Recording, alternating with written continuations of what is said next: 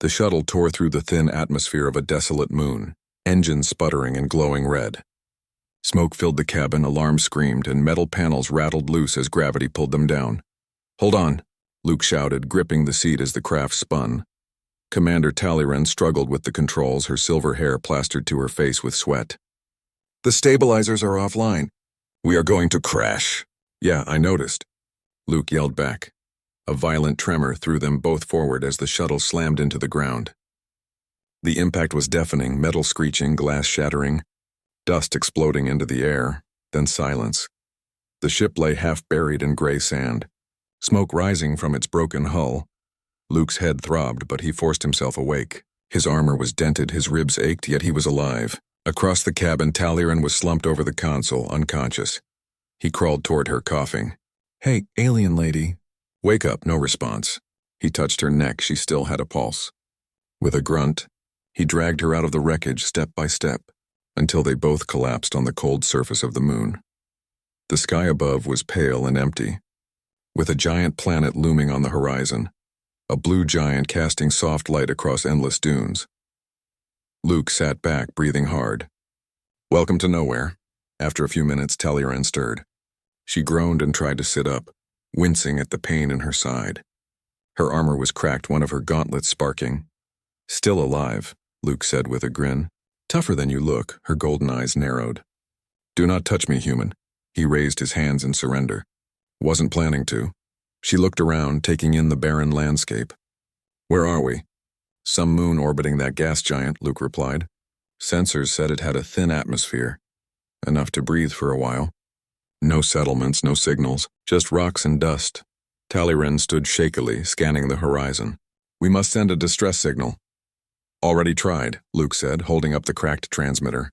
"Fried in the crash. We're cut off." Her jaw tightened. "Then we die here," Luke shrugged. "Not my plan."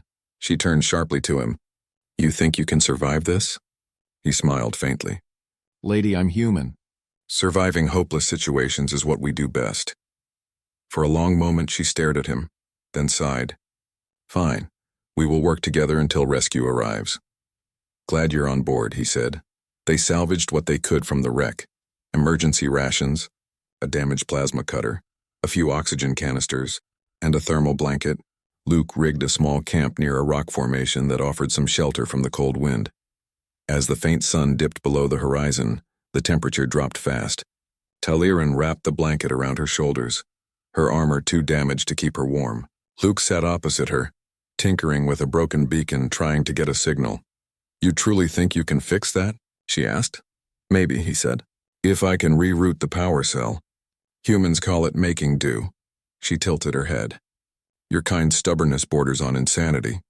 "Yeah," he said with a grin, "but it keeps us alive." She watched him work for a while, her expression unreadable. The firelight reflected off her golden eyes. Finally, she spoke softly. "You risked your life to save me back on the station." Why? He didn't look up. Didn't think about it. Just did. "That makes no sense," she said. "We were enemies. Doesn't mean I have to let you burn." Her lips tightened slightly, confusion mixing with something else. "Respect, maybe." "Humans are strange creatures," she murmured. "Yeah," he said quietly. "I've heard that before." Hours passed. The fire burned low and the silence of the moon pressed around them. Above, stars stretched across the sky, cold, beautiful, endless. Luke leaned back against the rock, exhaustion catching up with him. "You ever seen a sky like that?" Talleyrand looked up. "No, our homeworld's skies are red. The light of twin suns hides most stars. Must be something," he said. "It was," she replied softly. "Before the wars changed everything." Luke looked at her. "You lost people." "Yes," she said simply. "We all did." He nodded slowly. "Then maybe we're not that different." For a moment, neither spoke. The wind howled softly through the rocks. When dawn came, Luke was already up, walking the dunes with his scanner. The device blinked faintly, detecting weak energy signatures to the north. He returned to the camp. "I found something, maybe a wreck or old base about 2 clicks out." Talleyrand stood, wincing at the pain in her ribs. "Then we go." They walked together under the rising light. The terrain was harsh, each step sinking into gray dust. Luke's oxygen gauge dropped lower. After an hour, they reached a ridge, and below it lay the remains of an old outpost half buried in sand. Human markings on the walls had faded, but Luke recognized them instantly. UNS Forward Base Delta, he read. This place is ancient. Talleyrand examined the wreckage. Can it help us? Maybe, he said. They pried open the airlock and stepped inside. The interior was dark but intact. Dust floated in the thin air. Luke found a power console and connected the plasma cutter's cell. With a flicker, old lights came to life. Talleyrand blinked at the illumination. Impressive. Guess someone left the lights on for us, Luke said with a grin. They explored the room, storage crates, empty bunks, broken terminals. In one corner, Luke found what he needed, a long-range transmitter. It's old, but I can fix it, he said. Might take a few hours. Talleyrand nodded and began inspecting a wall of weapon racks. She picked up a dusty rifle, turning it over. Primitive design, she muttered. Yeah, but it works, Luke said, connecting wires. Time passed in silence, except for the hum of circuits. Luke worked patiently, fingers moving with practiced ease. Finally, the console beeped. The transmitter flickered to life. He smiled. Got it. Talleyrand stepped closer. Can it reach my fleet? Maybe. Depends if anyone's listening. He adjusted the frequency and began transmitting a simple signal. After a few minutes, static gave way to a faint voice. This is Verana Vessel Cortez. Identify yourself. Talleyrand's eyes lit up. This is Commander Talleyrand Voss. I require immediate extraction. The voice crackled back. Acknowledged, Commander. Coordinates received. Ida, 6 hours. Luke leaned back, relief washing over him. Looks like you're getting picked up. She looked at him. You will come with me. My word will protect you, he shook his head. Can't, I have to get this data to my people. Your ship is gone, she said. Your army destroyed. You will not survive alone, he met her gaze. Maybe not. But if I give up now, all of this means nothing.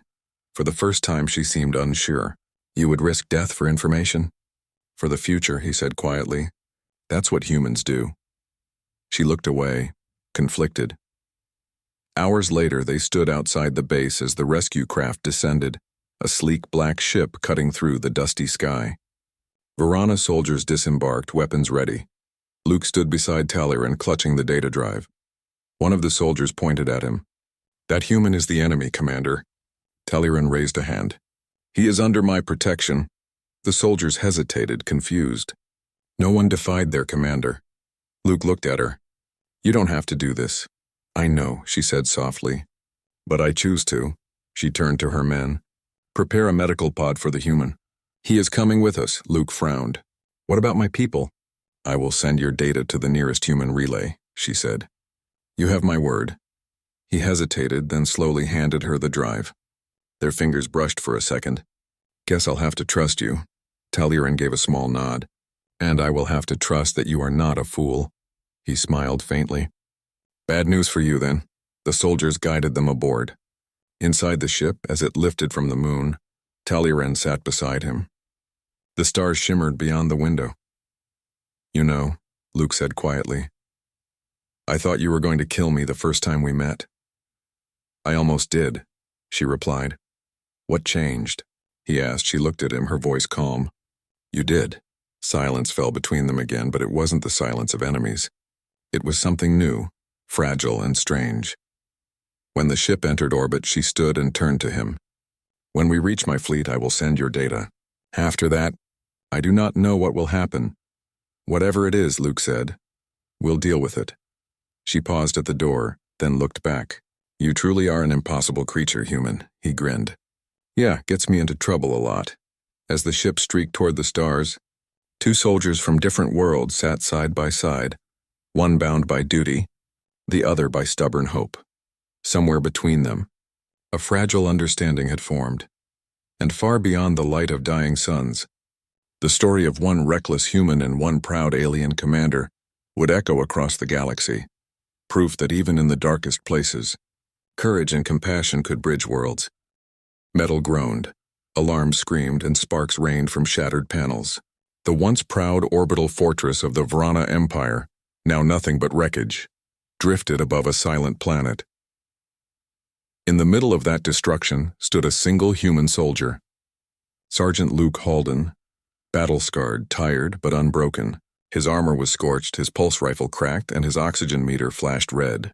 He had fought for 3 days without sleep, trapped behind enemy lines. His unit was gone. He was alone, yet somehow he was still alive. The sound of armored footsteps echoed through the corridor. Luke crouched behind a half-melted wall and checked his ammo, 3 rounds left. He exhaled quietly, knowing it wouldn't be enough if the Varana found him. They were stronger, faster, and cruelly efficient. And then she appeared. A tall alien woman stepped through the smoke, silver armor gleaming, her face hidden beneath a helmet shaped like a bird's skull. Her movement was graceful, almost silent. But the air changed around her. She carried authority like a storm. Commander Taliren Voss, war hero of the Varana Dominion. Luke recognized her insignia instantly. She had led the strike that destroyed his squad, and now she was here, walking slowly toward him, weapon in hand, a sleek plasma pistol glowing faintly blue. Her voice was calm, sharp, and cold. "Human soldier, drop your weapon and surrender." Luke didn't move. His fingers tightened on his rifle. "I'm not in the habit of surrendering," he said, his voice dry. She took another step closer. Her tall frame cast a long shadow over him. "You're out of ammunition, surrounded and bleeding. There is no honor in dying pointlessly." Luke smirked faintly. "Depends on who's dying." Her head tilted slightly, analyzing him like a scientist studying an insect. "You humans are reckless, always talking even at death's door. Tell me, what drives such foolish pride?" "Hope," he said simply. The alien paused as if the word didn't make sense. Before she could respond, a sudden vibration shook the floor. The station's power core was failing. Red warning lights flashed across the walls. A deep, rhythmic hum rose in the background, the sound of something preparing to explode. Luke used the distraction. He rolled to the side, firing his last 3 rounds in rapid succession. The bullets pinged harmlessly off her armor, but one round struck the control panel behind her, bursting it into flames. Sparks showered her visor, and she turned away for an instant. That instant was all he needed. Luke sprinted down the corridor. Taliren turned back and raised her weapon. Her plasma bolt sliced past his shoulder, scorching the wall beside him. He dove through a collapsing bulkhead, rolled, and slammed his fist on a door override. The heavy doors sealed behind him, cutting off her pursuit for now. Inside the dark maintenance bay, Luke leaned against the wall, catching his breath. His suit's oxygen meter beeped again. 20 minutes left. He pulled out a small data drive from his belt. It was cracked but still functional. Inside it was the mission, classified intel stolen from the Varana Fleet Command. He'd come this far just to make sure it reached Earth. He looked at the drive, then up at the flickering lights. "I didn't come this far to die here," he muttered, but when he turned, the door behind him glowed red and hissed open. Commander Taliren stepped through the smoke, unscathed, her pistol raised. The glowing edge of her weapon reflected in Luke's eyes. She walked toward him slowly, her voice calm but deadly. "You are persistent, human. That is admirable. But this is over." Luke raised his rifle, empty, but she didn't know that. "Maybe," he said. She aimed directly at his chest. Her finger hovered over the trigger. "Any last words, human?" she asked. Luke smirked, tired but defiant. "Yeah," he said quietly. "Safety's on." Her eyes flicked down to her pistol. Instinctively, she glanced at the safety mechanism, just for a fraction of a second. That was enough. Luke lunged forward, slammed his shoulder into her arm, and the plasma pistol flew out of her grasp. They both crashed onto the floor, wrestling amid the smoke and sparks.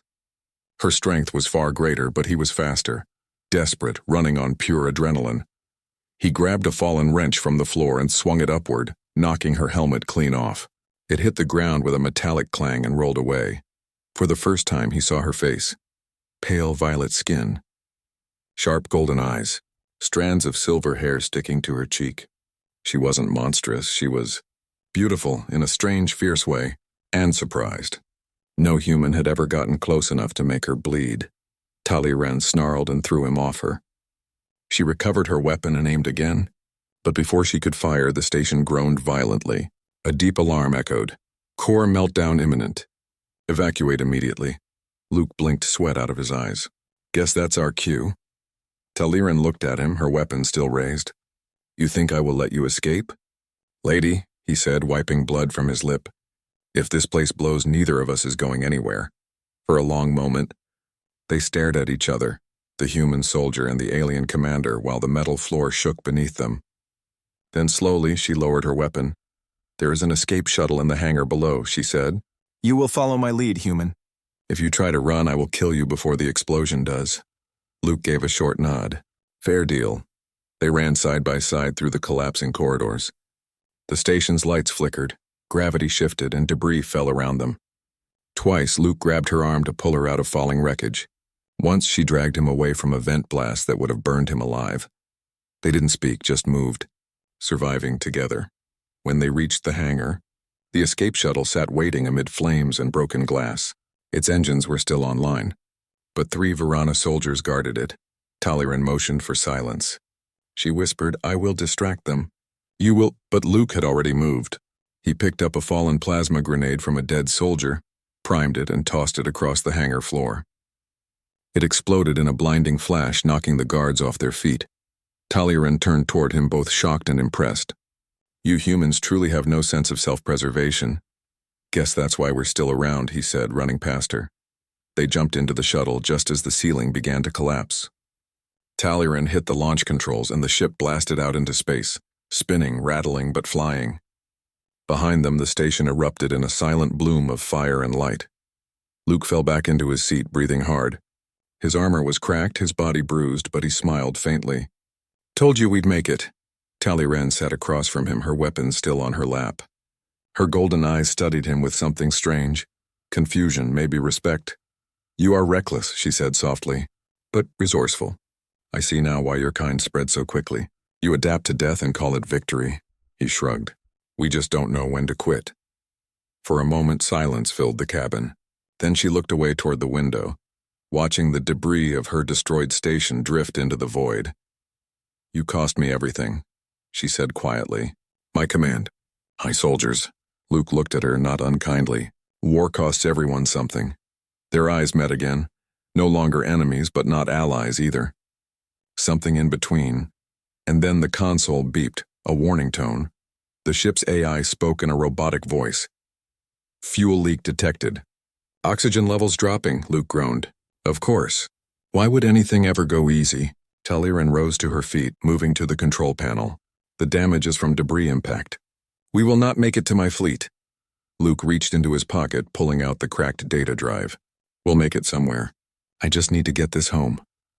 She looked at the drive, curiosity flickering across her face. "What is that?" "Proof," he said, "that humans aren't just survivors, we're something more." The engines flickered. The shuttle drifted toward the shadow of a nearby moon. Taliran turned to him, her expression unreadable. "You are a strange creature, Luke Halden. I cannot decide whether to kill you or protect you." He smiled faintly, slumping back in his seat. "Story of my life." Outside the window, the stars shone cold and endless. The escape shuttle vanished into the void, carrying a wounded human, a fallen alien commander, and the thin thread of something neither could name. Something that might change everything.